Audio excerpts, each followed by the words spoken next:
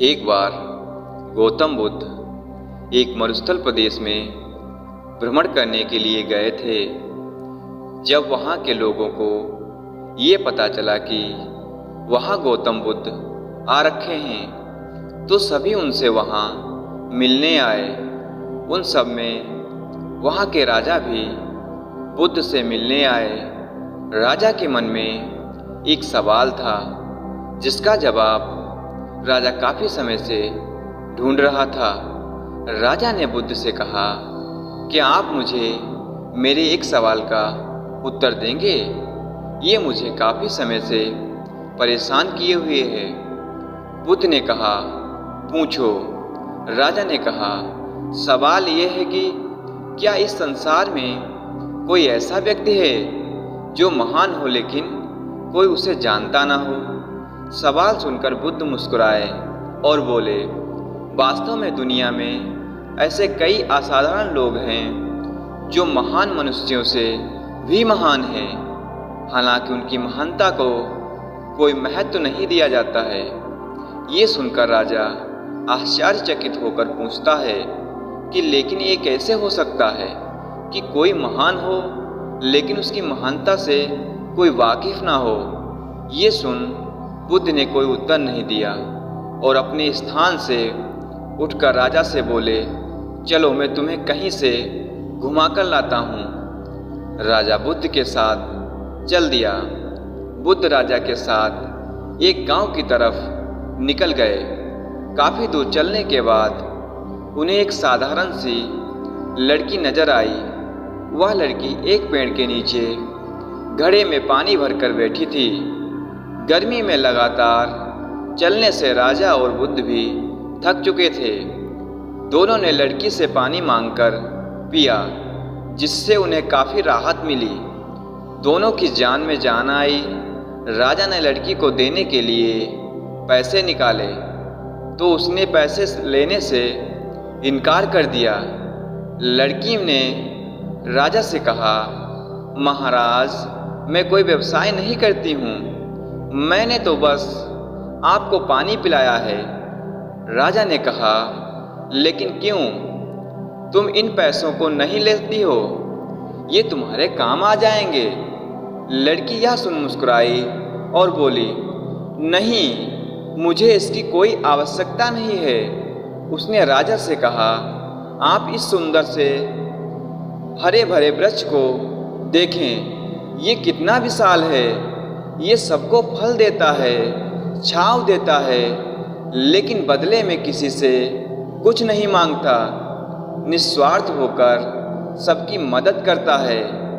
इस भीषण गर्मी में सबको ठंडी छाया दे रहा है। इसलिए मैं भी दूर से इस घड़े में रोज पानी लेकर आती हूँ और यहाँ घड़ा लेकर बैठी रहती हूँ, ताकि मैं इस पेड़ को पानी दे सकूं और साथ में ही यहाँ पर आने वाले व्यक्तियों को भी गर्मी, प्यास, थकान से राहत पहुँचा सकूं। मुझे किसी प्यासे को पानी पिलाकर असीम शांति महसूस होती है। ये सुन राजा को समझ आ गया कि दुनिया में कई ऐसे लोग हैं जो बिना किसी स्वार्थ के दूसरे की मदद करते हैं, उनकी सहायता करते हैं और बदले में कुछ भी उम्मीद नहीं करते हैं। ठीक उसी प्रकार ये लड़की भी रोज प्यासे को पानी देकर एक पुण्य काम करती है। लड़की से बात कर राजा को अपने सभी सवालों के उत्तर मिल जाते हैं, जिससे वह पूरी तरह संतुष्ट भी हो जाता है और गौतम बुद्ध के साथ वापस लौट आता है और उनसे इस सुंदर ज्ञान के लिए धन्यवाद कर वापस लौट जाता है। अतः दोस्तों, इस कहानी से हमें ये शिक्षा मिलती है कि दुनिया में ऐसे बहुत से लोग हैं जो आज भी दूसरे की सच्चे मन से सहायता करते हैं। हमें भी उनकी तरह बनना चाहिए। हर जगह सिर्फ अपने बारे में ना सोचकर कभी कभी दूसरे के बारे में भी सोचना चाहिए। एक बार गौतम बुद्ध अपने शिष्यों के साथ एक दूसरे नगर की तरफ जा रहे थे। तभी रास्ते में एक नदी के किनारे उन्होंने देखा कि कुछ बच्चे एक जगह खेल रहे हैं। बुद्ध ने शिष्यों से कहा कि आप सब यहीं रुको और इन बच्चों को ध्यान से देखो। बुद्ध और उनके शिष्य वहीं रुक गए और बच्चों को देखने लगे। सभी बच्चे रेत का घर बनाकर खेल रहे थे। बुद्ध और उनके शिष्यों ने देखा कि सभी बच्चे एक दूसरे से बड़ा घर बनाने के लिए कंपटीशन कर रहे हैं। तभी एक बच्चे का पैर दूसरे बच्चे के घर पर लग जाता है और वह घर गिर जाता है। ये देख वह बच्चा गुस्सा होकर उसका घर भी तोड़ देने की कोशिश करता है और दोनों आपस में लड़ने लगते हैं। आखिर में उस बच्चे का घर तोड़ने के बाद वह बच्चा संतुष्ट हो जाता है। उसे तसल्ली होती है कि उसने उसका घर तोड़ अपना बदला ले लिया है। फिर वह शांत होकर वापस से दोनों बच्चे अपना घर बनाने लगते हैं। गौतम बुद्ध और उनके शिष्य वहीं खड़े होकर ये सब देख रहे होते हैं। बच्चे अपने में इतना मग्न होते हैं कि उनकी नज़र बुद्ध और शिष्यों पर नहीं जाती। तभी वहाँ एक औरत आती है और कहती है, तुम्हारी माताएं तुम्हारी प्रतीक्षा कर रही होंगी और तुम सब यहाँ खेल रहे हो। सभी बच्चे चौंक कर देखते हैं तो शाम हो चुकी होती है और अंधेरा होने लगा था। सभी बच्चे अपने अपने घरों पर कूदे, उन्हें तोड़ने लगे। उस समय किसी बच्चे को यह ध्यान नहीं था कि यह किसका घर टूट रहा है।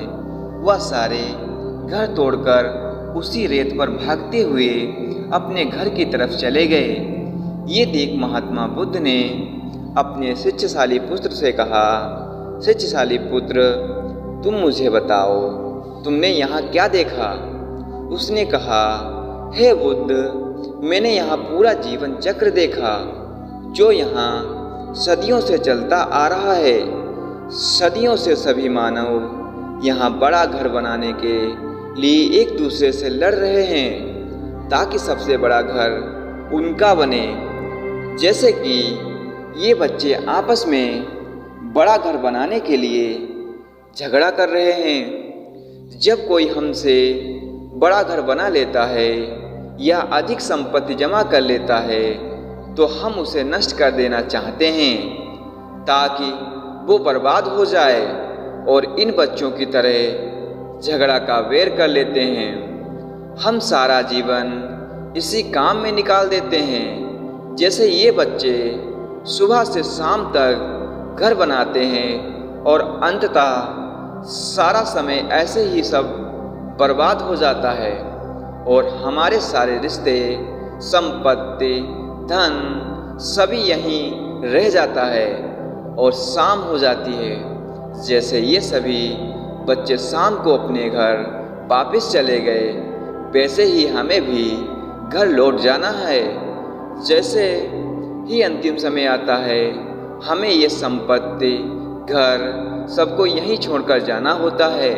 जैसे इन बच्चों को समय का आभास नहीं रहता, वैसे ही हमें भी अपना जीवन जीने तक समय का आभास नहीं हुआ और हम सुबह से लेकर शाम तक सारा जीवन इसी उत्पाद में नष्ट कर देते हैं। ये सुन बुद्ध मुस्कुराए और महात्मा बुद्ध ने अपने सभी शिष्यों से कहा, तुम मानव जीवन की कल्पना इन बच्चों के खेल से कर सकते हो, क्योंकि तुम्हारे बनाए शहर, राजधानियाँ, नगर सब ऐसे ही हैं। रह जाएंगे कितनी भी संपत्ति तुम जोड़ लो, सभी यहीं छोड़कर जाना है। अपनी जिंदगी के भाग दौड़ में तुम सब कुछ भूल कर बैठे हो और खुद को कभी मिल ही नहीं पाते, जबकि जाना तो एक दिन सभी को ही है। इसलिए अधिक लंबा सोचकर कभी भी समय बर्बाद नहीं करना चाहिए। वर्तमान में जो है उसे पूर्ण रूप से जीना चाहिए और पूर्ण रूप से तुम तब नहीं जी सकते जब तक इस जीवन को तुम ध्यानपूर्वक नहीं देखोगे और समझोगे कि जीवन क्या है।